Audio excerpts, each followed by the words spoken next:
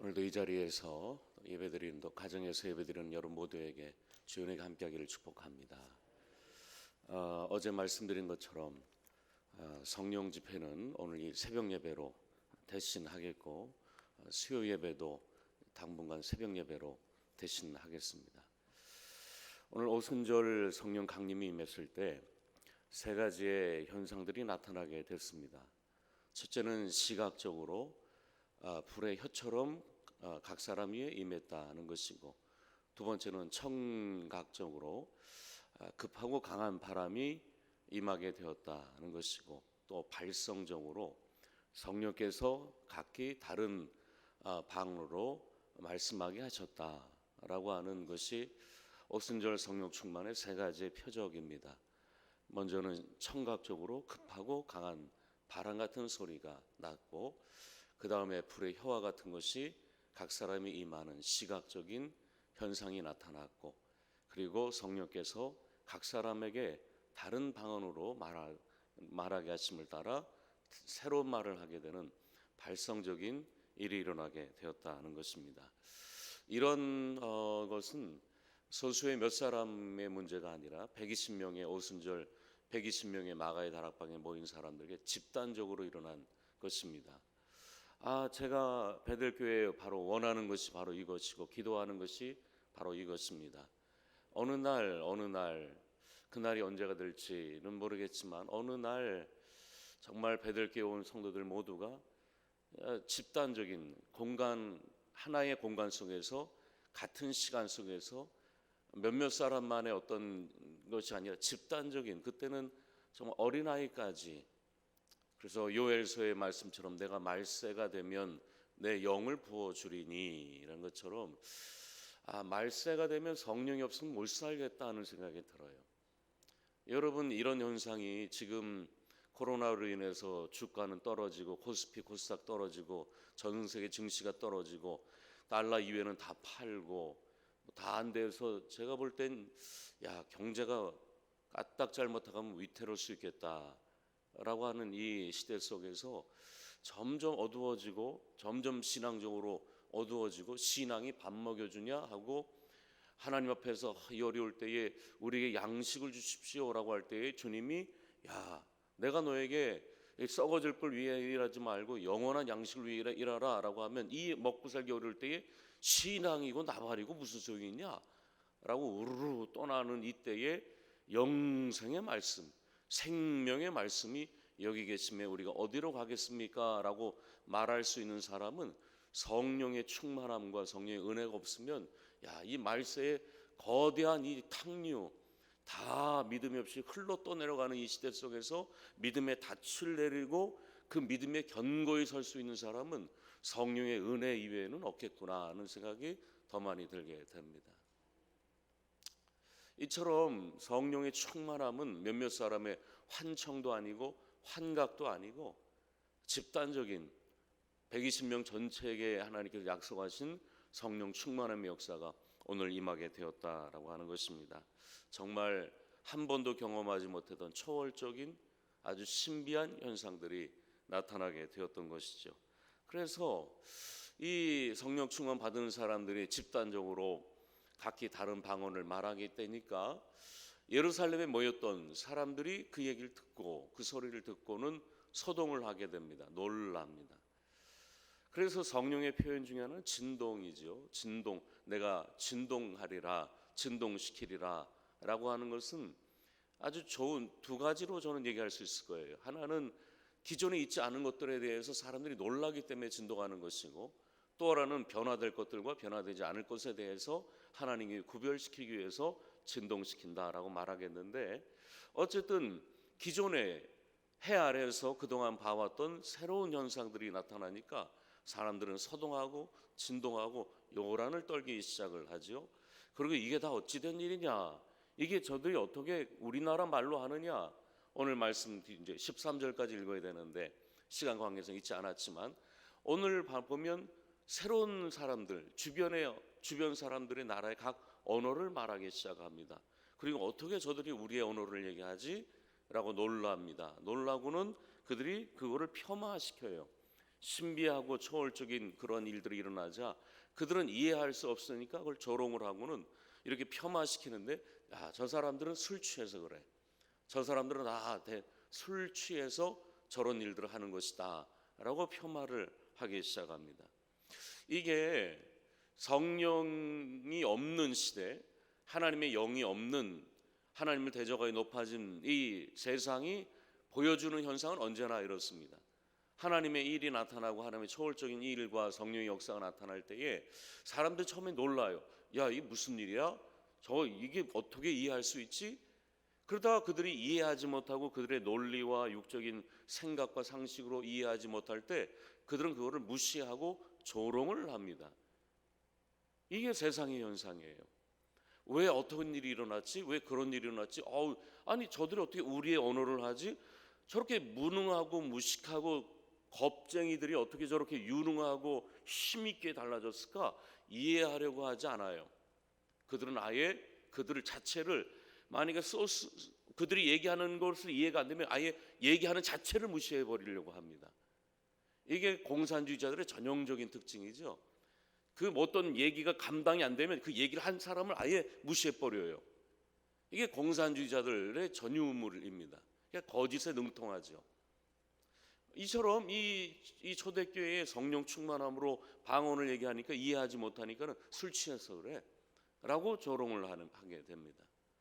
여러분, 요셉이 하나님의 그 꿈을 받아서 비전을 얘기하죠. 형들이 이해하지 못하니까 뭐라고 말하죠? 무시하죠. 꿈 꾸는 녀석, 맨날 꿈이나 꾸는 녀석, 이렇게 조롱을 하기 시작을 하죠. 세상은 언제나 그렇습니다.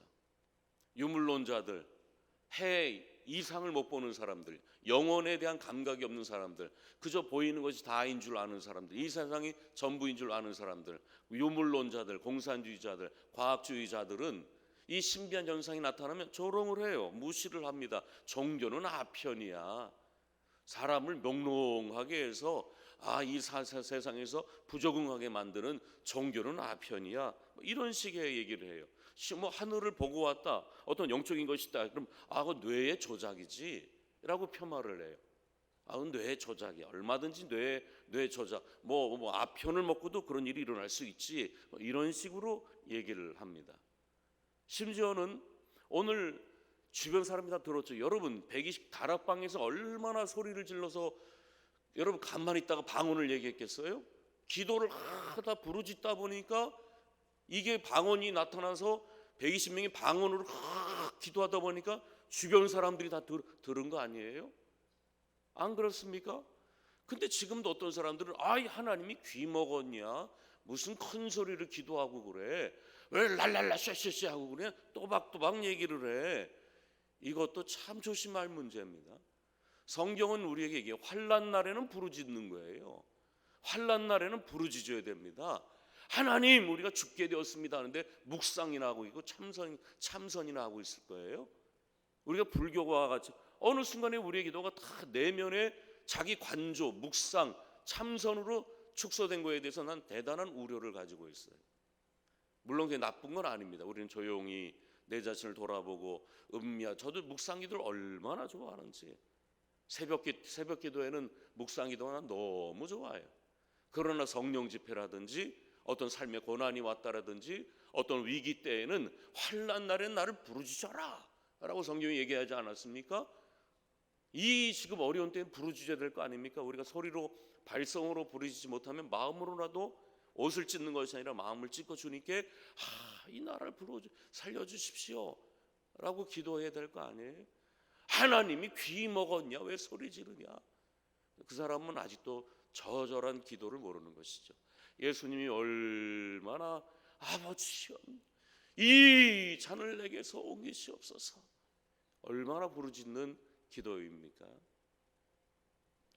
지금 이제 교회, 세상이 어려운 때에 교회들이 계속해서 예배 진행하고 강행하고 하는 거에 대해서 조롱을 하는데, 헌금 때문에 그렇다, 헌금 거두려고 그런다, 이 목사들이 헌금 거두려고 한다, 목사들이 성도들의 그 어려움, 생명을 무시하고 돈 거두려고 앵벌이를 하려고 한다라는 별소리를 다 합니다.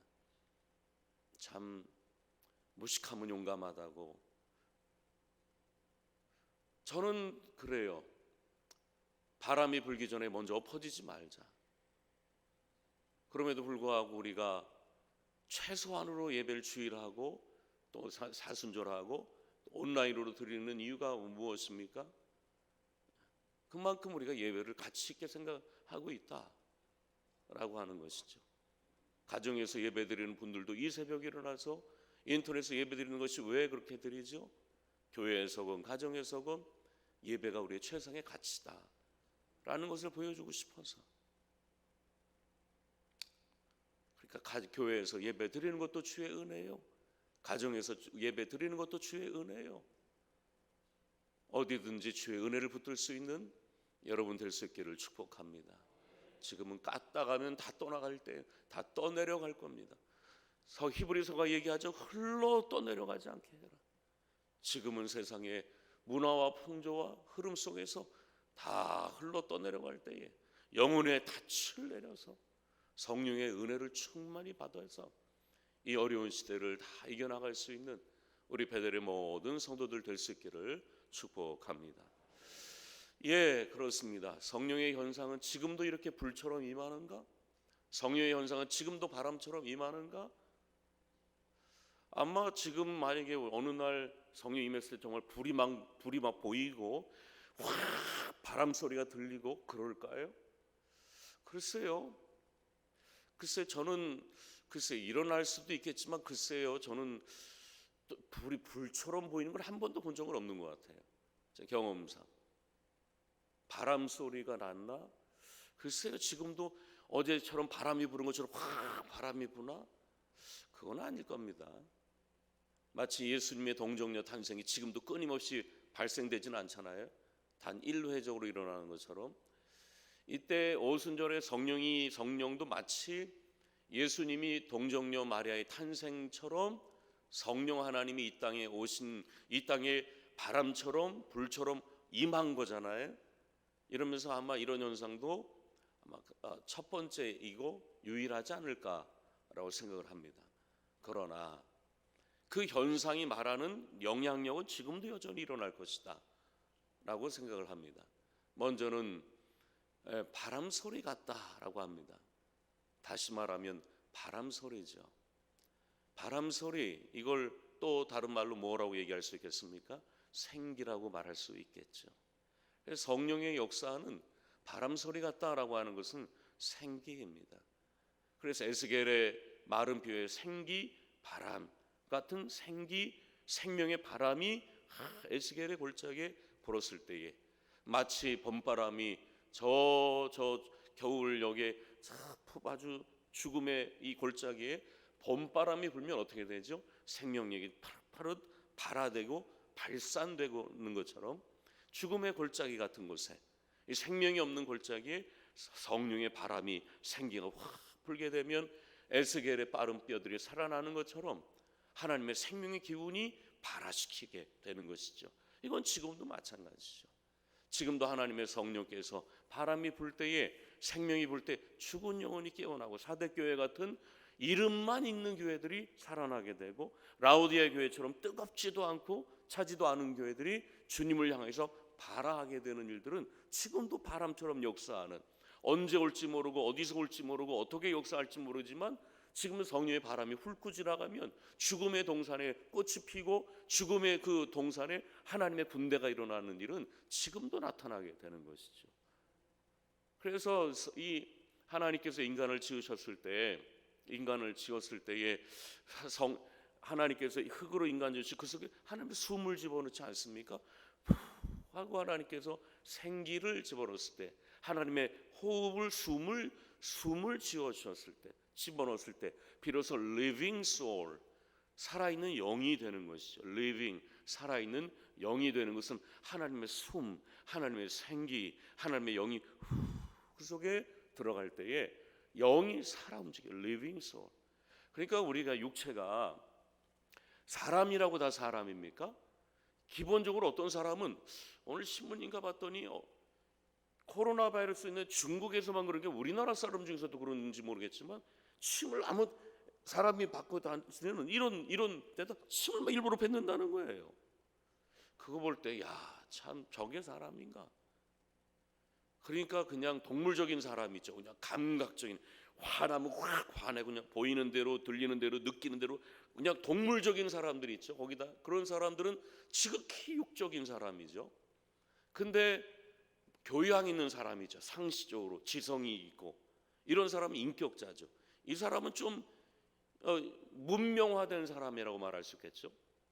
그럼 세 번째 사람은 어떤 사람이에요? 영의 사람이죠. 성령이 임하는 순간 목숨으로 깔딱깔딱 거리며 살던 사람이 이 땅에서 뭘 먹을까, 뭘 마실까, 그게 전부야. 그냥 예수 믿어도 그것 때문에 믿는 거야. 예수를 믿는데도 그냥 뭘 먹을까, 마실까, 입을 것 때문에 예수를 그냥 예수 믿는 게 하나의 재테크야. 그냥 그 사람은 종교인이에요. 그러니까 예수 믿어서 그냥 내가 어떻게 덕 볼까, 예수 믿어서 어떻게 잘 살까, 뭐 무당 찾아가시지 예수 믿는 게 그 수준이야. 그러나 정말 성령에 임해서 성령으로 하나님의 숨으로 사는 사람은 속된 말로 뚜껑이 열린다고 해요. 하늘이 열려서 하나님이 계시고 하나님의 나라가 있고 우리는 결국 하나님께로 가는 거니까 이 세상에서 하나님의 말씀대로 살아야 되겠구나 하고 질적인 변화가 일어나게 돼요. 이게 생명의 사람, 생기가 임했을 때 하나님의 사람이 되는 것입니다. 난 이런 은혜가 여러분 가운데 있기를 축복합니다. 그래서 바람은, 그래서 우리는 코의 호흡으로 살잖아요. 성령의 숨으로 사는 거예요. 이게 놀라운 일이에요. 그래서 죽어도 사는 게 왜 그러냐면 우리는 목숨으로 살다 죽으면 육은 다 썩어요. 근데 로마서 8장에 보면 이런 내용이 나오죠. 예수를 죽은 자 가운데서 살리신 이의 영이 너희 안에 거하시면, 다시 말하면 하나님의 영이 너희 안에 거하시면, 예수를 죽은 자 가운데서 살리신 이 하나님이 너희 안에 거하시는 성령으로 말미암아 너희 죽을 몸도 살리시리라. 이게 나와요. 쉽게 얘기하면 이거예요. 하나님의 영이 너희 안에 거하시지, 그러면 성령이 우리 안에 거하시면 하나님이 성령을 말미암아 우리의 죽을 몸을 살릴 거야, 이 말이에요. 그러니까 다시 말하면 성령이 있는 사람만 부활하는 거예요. 성령이 있는 사람만, 하나님의 영이 있는 사람만 하나님의 사람을 새롭게 죽어도 사는 역사가 나타나게 되는 거예요. 쉽게 말하면 이거예요. 부활난과 무정난과 유정난입니다. 여러분, 무정난은 아무리 있어도 부활 안 합니다.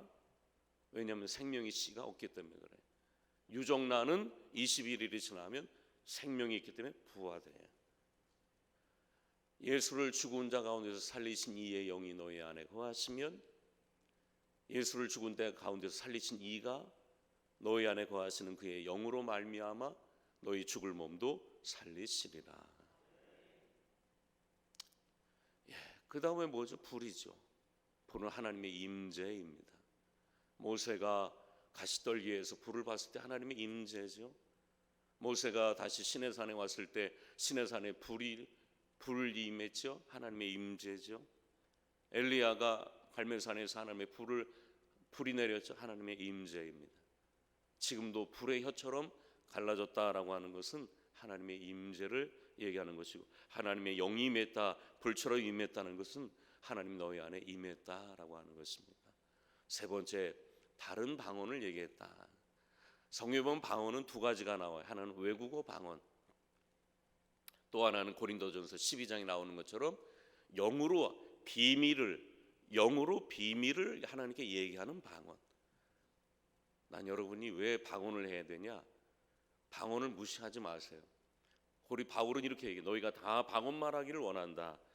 이건 저도 마찬가지고 예수님도 마찬가지일 겁니다. 방언을 얘기하면 영으로 우리 비밀을 얘기하는 거예요.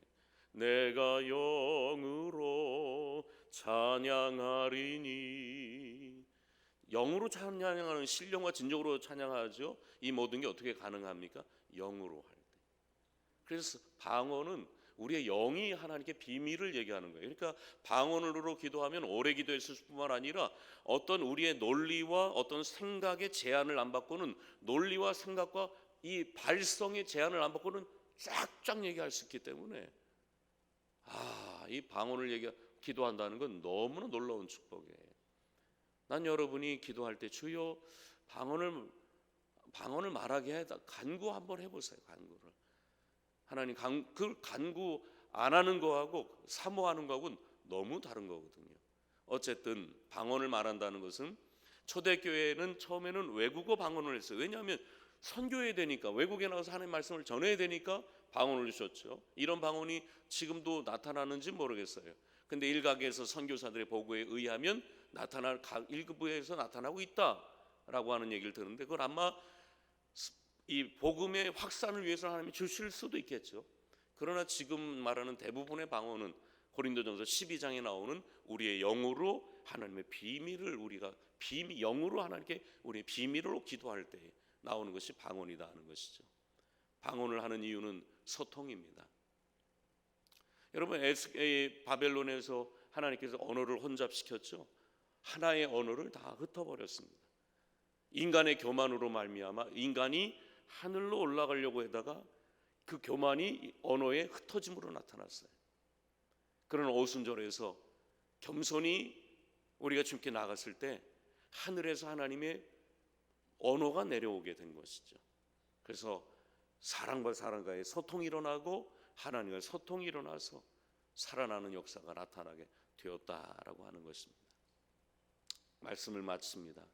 오늘 세 가지의 현상입니다. 생기가 나타나서 목숨으로 사는 사람이 하나님의 숨으로 살게 되었고, 그리고 불처럼 임해서 그곳에 하나님이 너와 함께 한다라고 하는 하나님의 임재가 나타나게 되었고, 그 다음에 영으로 기도하고 외국어 방언으로 이 방언을 함으로 말미암아 막혔던 단절, 하나님과의 소통이 임했고 사람과의 소통이 임하는 역사가 나타나게 되었다는 것이죠. 그러니까 여러분도 목숨으로 사는 인생이 아니라 하나님의 숨으로 사는 인생, 날마다 하나님과 동행하는 인생, 하나님과 이웃과 소통하는 삶이 일어나기를 축복합니다.